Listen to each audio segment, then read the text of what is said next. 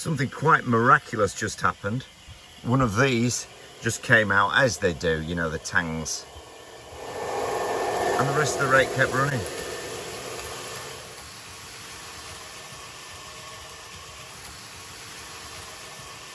And the eagle-eyed among you may have seen that some of these wagons have got magnetic couplings in.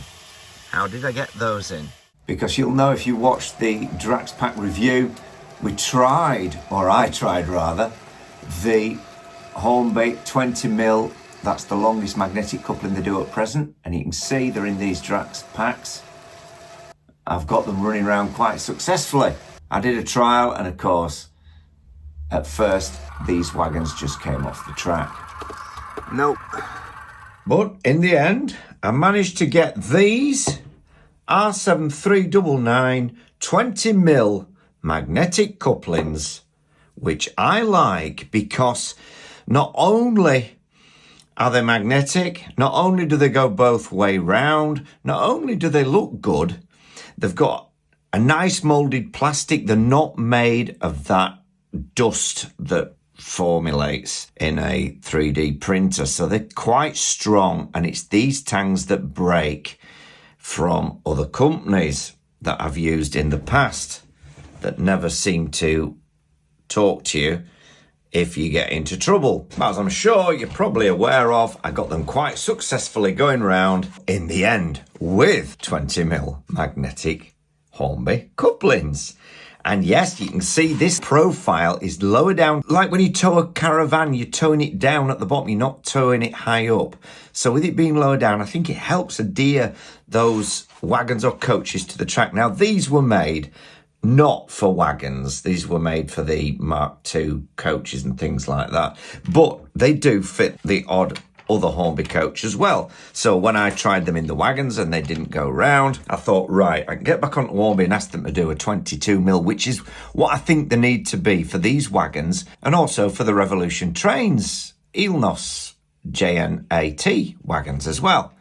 So how did I do it? Well, it was quite simple. And I thought, when I was looking at the underside, these are dovetail NEM sockets, okay? Now, these will pull out, and you can buy these in packs of 10 very cheaply. So if you make a bit of a up, then you can always get some more. So I thought, right, okay. My brainwave was, what if I could get them to stick out of the NEM socket an extra millimetre? So I just pulled them forward and held them in with a bit of black tack, and they worked. So I thought, right, let's glue them in. And I thought, yeah, I could use super glue. Now that could melt the pockets. It's also not very gap filling, if you know what I mean. And then I thought, right, I'll try this. Now I've given this a few tries. I put it in one of these bottles that I got on one of my odds and sods videos, and you can see that on my YouTube channel. But in the end, I thought, let's not use super glue to start with. Let's use canopy glue. And this is for plastics and for modelers, and it's gap filling. It's got gap filling qualities. Now, I put this in a bottle as well and use one of my other nozzles, and then you take them out and wash them before the glue dries, because it dried in that and it's blocked forever. This is the canopy glue.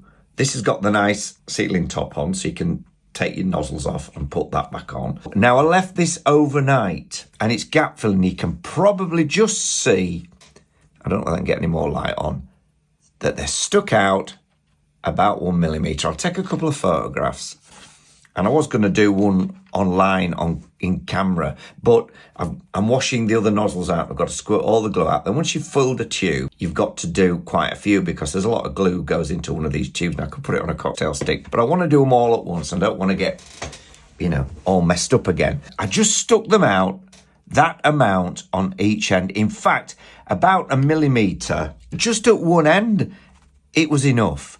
But I did it on both ends, just in case you get your rolling stock wrong way around, and then you're going to get into trouble. So if you do it at each end of your wagon, you get minimal space between your buffers on a radius 2. That's minimum radius 2. You're not going to go around a radius 1. You're going to have to pull them out even further to go around that, maybe 2 mil. But you can do your own little test with black tack, as I said, And if you do make a balls up or you want to go straight for super glue probably will work as well. But I like this because it's gap filling. Anyway, it's held. It's strong enough for me. It's withstood a good hour of running and nothing's moved and nothing's buffer clashed or anything like that. So having left it and having the patience to go to bed and let it go clear, because it is white, it looks like PVA, but it's very different to PVA and it sets clear. You've just got to be careful. And what I did was just administer the glue to the outer tangs, the inner tangs, and around just where that cutout meets. So when you push it in, it bunches the glue up to this end. And I put more on the bit that's hanging down. So at least when it does push in, you're not catching any of the bodywork. And if it does, you just wipe it off.